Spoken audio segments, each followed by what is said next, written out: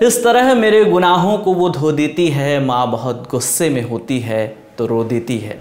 माँ पर कहा गया कोई शेर, कोई गज़ल या कोई नज़्म अगर आपको याद है तो मुमकिन है कि वो मुनव्वर राणा की कही होगी। मुनव्वर राणा एक ऐसे शायर जिन्होंने उर्दू शायरी में माँ को एक नया ही मुकाम दिलाया। उर्दू शायरी जिसमें गज़ल के माने महबूब से बात करना माना गया, उस ज़बान में शायरी करने के लिए मुनव्वर राणा ने घर के उस ज़रूरी हिस्से को चुना जो तब याद आता, तब दिखता जब भूख लगती, जब रुलाई आती, जब मन उदास हो जाता, जब थकान आती। घर का वो हिस्सा जिसके बिना घर घर नहीं होता, यानी माँ। मुनव्वर राणा उर्दू शायरी में माँ को लेकर आए और ऐसे शेर कहे कि महबूब की बातों से थक चुके उर्दू माँ के दामन, उसके आंसू, उसकी दुआ, उसके गुस्से, उसके प्यार और उसके बनाए घर के रास्ते पर चलने लगी। साहित्य के आलोचक तमाम शब्दकोश गज़ल को जो लिखें कहे या माने, मुनव्वर राणा कहते हैं कि महबूब से बात करना शायरी हो सकती है तो माँ पर लिखना, उससे बात करना भी शायरी ही है। किसी को घर मिला हिस्से में या कोई दुआ आई, मैं घर में सबसे छोटा था, मेरे हिस्से में माँ आई। पूरा जीवन मुनव्वर राणा इस बात को मानते आए और यही बात उन्होंने 7 साल पहले 15 नवंबर 2016 को ललन टॉप अड्डे के मंच से भी कही थी। रविवार यानी 14 जनवरी की देर रात दिल का दौरा पड़ने की वजह से मुनव्वर राणा का निधन हो गया। वो हार्ट और किडनी से संबंधित समस्याओं के चलते लंबे समय से बीमार चल रहे थे। आइए आपको आज सुनाते हैं 7 साल पहले ललन टॉप अड्डे पर उन्होंने माँ पर शायरी करने की क्या वजह बताई थी। हमने जो शायरी की तो हमने धरोहर बनाया माँ को और हमने माँ पे शायरी की। उसकी वजह ये थी कि अक्सर हमारे बंगाली दोस्त ये कहते थे कि जब हमारा बंगला साहित्य अंग्रेजों से आंख लड़ा रहा था, पंजे लड़ा रहा था, तो तुम्हारी उर्दू गजल वेश्या के कोठे से उतर रही थी। मुझे कहीं कहीं लगता कि हाँ ऐसा है। शब्दकोश में लिखा हुआ है गजल के माने महबूब से बातें करना। शब्दकोश हो या डायरी हो या आलोचक हो या क्रिटिक्स हो, वो चीखने लगे जब हमने माँ पे शायरी शुरू की कि साहब ये गलत है, गजल के माने महबूब से बातें करना है। मैंने कहा नहीं, जब एक मामूली सूरज शक्ल की औरत मेरी महबूबा हो सकती है तो मेरी माँ मेरी महबूब क्यों नहीं हो सकती। और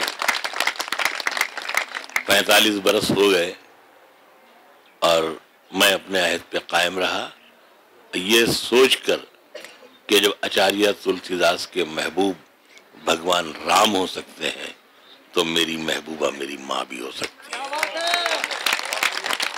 और मैंने जिंदगी के 45 बरस इसमें गुजार दिए।